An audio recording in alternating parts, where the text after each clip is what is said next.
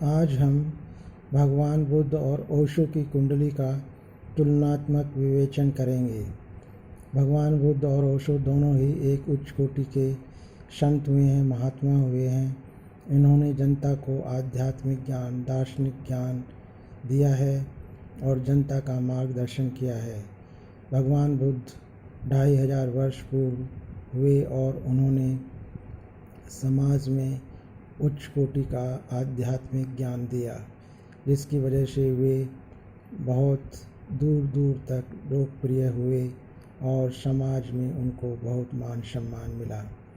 ओशो भी उच्च कोटि के दार्शनिक हुए हैं और इन्होंने आध्यात्मिक ज्ञान के साथ सेक्स विषय पर भी जनता को ज्ञान प्रदान किया और विश्व प्रसिद्धि को प्राप्त किया।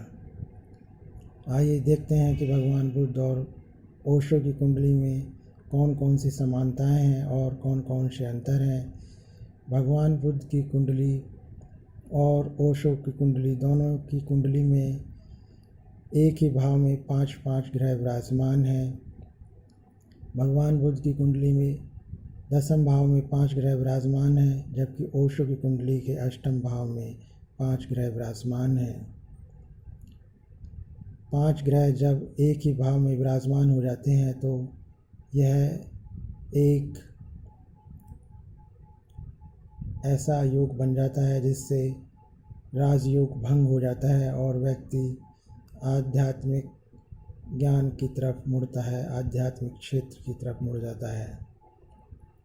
अगर इन ग्रहों की युक्ति में 10वें भाव का स्वामी शामिल हो जाता है तो व्यक्ति निश्चित और अनिवार्य रूप से संन्यास धारण कर लेता है और वैराग्य को प्राप्त होता है और गृहस्थ जीवन को त्याग देता है। भगवान बुद्ध की कुंडली में 10वें भाव के स्वामी मंगल हैं और मंगल इस ग्रह युक्ति में शामिल हैं, और जबकि ओशो की कुंडली के 10वें भाव के स्वामी हैं शनि महाराज, जो कि 5 ग्रहों की युक्ति में शामिल हो गए हैं। इस वजह से ये दोनों ही गृहस्थ जीवन को त्याग करके संत हो गए, महात्मा हो गए।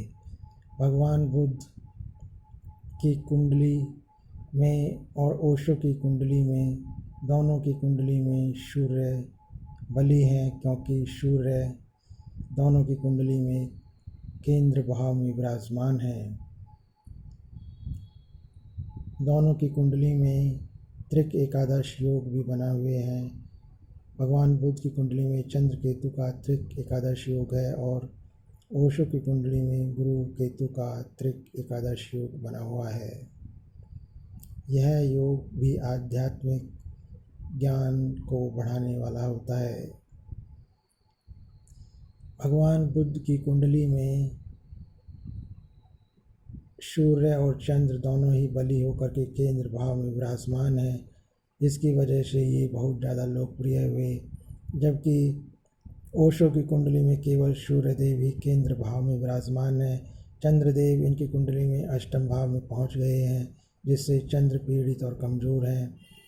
जबकि भगवान बुद्ध की कुंडली में सूर्य और चंद्र दोनों ही बली हैं। इस वजह से भगवान बुद्ध की लोकप्रियता ओशो की तुलना में बहुत ज़्यादा रही और वे बहुत ज़्यादा विश्व प्रसिद्ध हुए।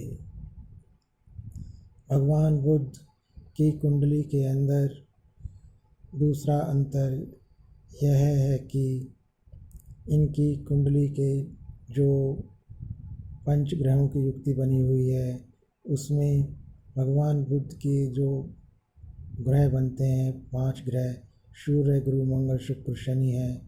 इन्होंने उच्च कोटि के योग बनाए और उच्च कोटि का ज्ञान इनको प्रदान किया। जबकि ओशो की कुंडली में जो 5 ग्रहों की युक्ति बनी हुई है, उसमें चंद्र, शुक्र और शुक्र मंगल की युक्ति, इन्होंने इनको कामुक और सेक्सी विचारधारा प्रदान की और इनको सेक्स विषय पर बोलने के लिए बाध्य किया। और ओशो की कुंडली में लग्नेश शुक्र हैं। शुक्र लग्नेश बन जाने की वजह से ओशो एक कामुक और सेक्स विषय पर ज्ञान अर्जित करने वाले हुए और इस विषय पर बोलने वाले हुए। जबकि भगवान बुद्ध की कुंडली में लग्नेश चंद्र हैं, जो कि उनको रोमांटिक और चंचल प्रवृत्ति का तो बनाते हैं, परंतु सेक्स विषय पर कामुक प्रवृत्ति का नहीं बनाते। इनकी कुंडली, दोनों की कुंडली ही बली कुंडली है। दोनों की कुंडली में सूर्य और गुरु शक्तिशाली होकर के बैठे हुए हैं।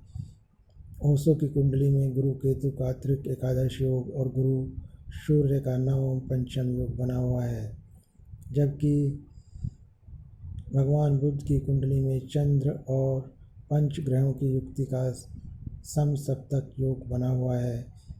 इस वजह से इन दोनों की कुंडली काफ़ी बली और मजबूत हो गई है।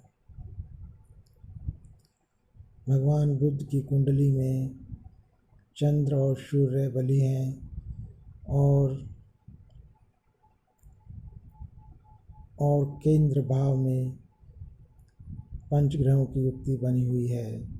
जबकि ओशो की कुंडली में केवल सूर्य बली हैं, चंद्र पीड़ित हो गए हैं और पंच ग्रहों की युक्ति अष्टम भाव में है। इस वजह से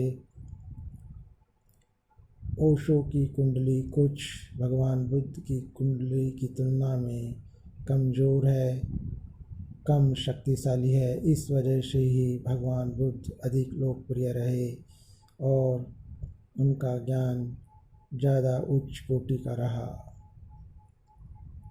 यह था इन दोनों की कुंडली का तुलनात्मक विवेचन। कृपया आप हमारे चैनल को सब्सक्राइब करें और हमारे चैनल की वीडियोस को देख कर के ज्ञान और लाभ प्राप्त करें।